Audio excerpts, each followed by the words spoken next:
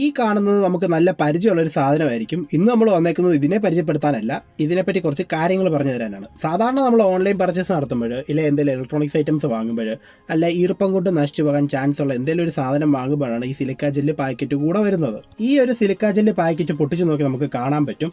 ഇതിനകത്ത് കുറേ വൈറ്റ് കളറും ഉണ്ട്, അതിൽ 1-2 നല്ല ക്ലിയർ കളറും ഉണ്ട്. ശരിക്കും ഇതൊരു വൈറ്റ് സിലിക്കയുടെ പാക്കറ്റാണ്. അതിനകത്ത് നമുക്ക് നോക്കി ഈ ക്രിസ്റ്റൽ ക്ലിയർ ആയിട്ടുള്ള കാണാൻ പറ്റും. അതെന്ന് പറയുന്നത് ഈർപ്പത്തിനെ അബ്സോർബ് ചെയ്ത് ആ കളറായി പോയതാണ്. ശരിക്കും ഇത് വൈറ്റ് സിലിക്കാസാണ്.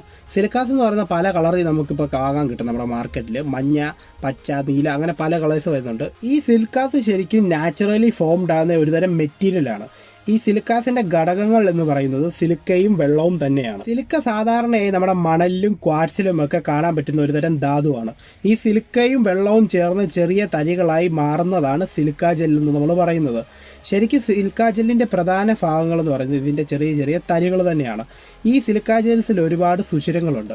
ചെറിയ ഈ സുഷിരങ്ങൾ ഉള്ളത് കൊണ്ട് തന്നെയാണ് ഇതിന് ഈർപ്പത്തിനെ വലിച്ചെടുക്കാൻ സഹായിക്കുന്നത്. ഇവിടെ നോക്കിയാൽ നിങ്ങൾക്ക് മനസ്സിലാവും, നമ്മൾ ഈ വൈറ്റ് സിലിക്ക ജെല്ലിലേക്ക് കുറച്ച് വെള്ളം ഒഴിച്ച് കഴിയുമ്പോഴത്തേന് അതിൻ്റെ കളർ മാറി ക്രിസ്റ്റൽ ക്ലിയർ ആകുന്നത്. ശരിക്കും ഈ വെള്ളം അബ്സോർബ് ചെയ്യുന്നത് വഴിയാണ് ആ സിലിക്കാസിൻ്റെ കളർ അങ്ങനെ മാറുന്നത്. വൈറ്റ് സിലിക്ക ആയതുകൊണ്ട് നിങ്ങൾക്ക് നല്ല രീതിയിൽ കാണാനും പറ്റും. ഒരു കാരണവശാലും ഇത് കുട്ടികളുടെ കൈ കൊടുക്കല്. നല്ല രീതിയിലുള്ള വിഷമാണ്. നമ്മുടെ കൈ കിട്ടിയാലും ഒഴിവാക്കുന്നതായിരിക്കും നല്ലത്.